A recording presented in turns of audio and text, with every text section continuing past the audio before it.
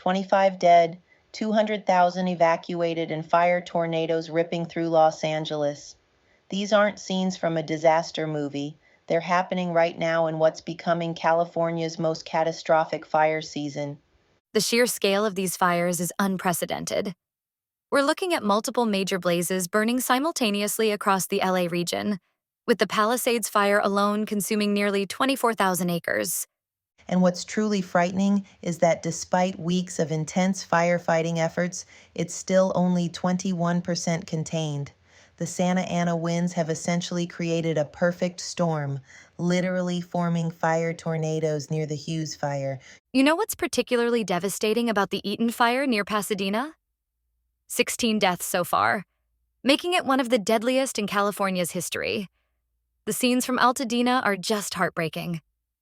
Well, let's break down these numbers because they tell an important story. Over 5,000 structures destroyed in the Palisades area alone, another 12,000 affected near Pasadena, and now we've got this Hughes fire spreading at an alarming rate. 5,000 acres with zero containment. And the response efforts have become quite controversial, haven't they?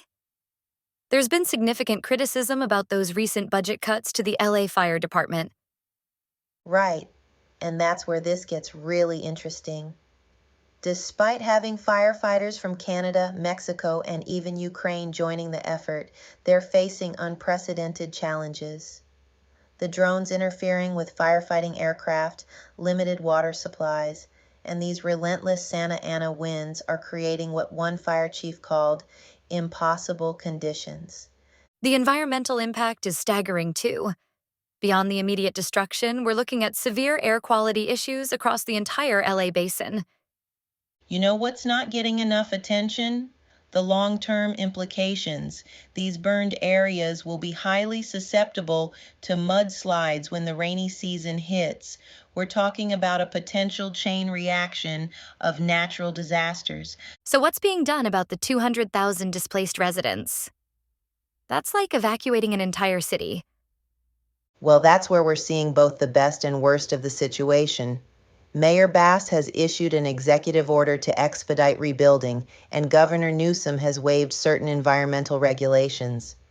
But here's the catch. Many insurance companies are already talking about pulling out of high-risk areas. The economic impact must be astronomical.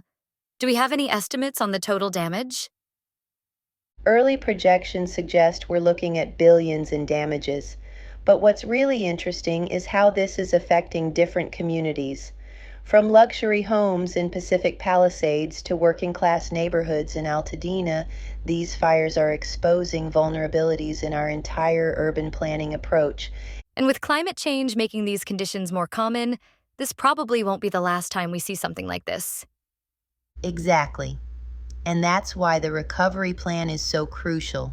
They're talking about implementing new fire-resistant building standards, improving evacuation routes, and completely rethinking how we manage urban wildland interfaces.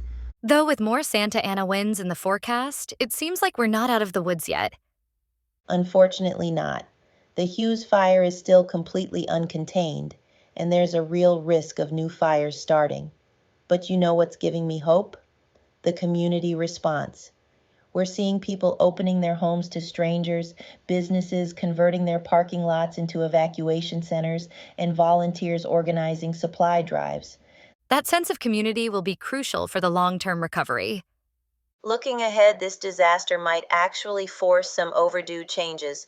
We're talking about better forest management, improved emergency response systems, and more sustainable urban development. But right now, thousands of people are still in crisis mode. Let's hope these lessons don't come at too high a price. As we wrap up today, remember that behind every statistic, every burned home, every evacuation order, there's a family whose life has been turned upside down. The immediate crisis will pass, but how we respond and rebuild will shape California's future for generations to come.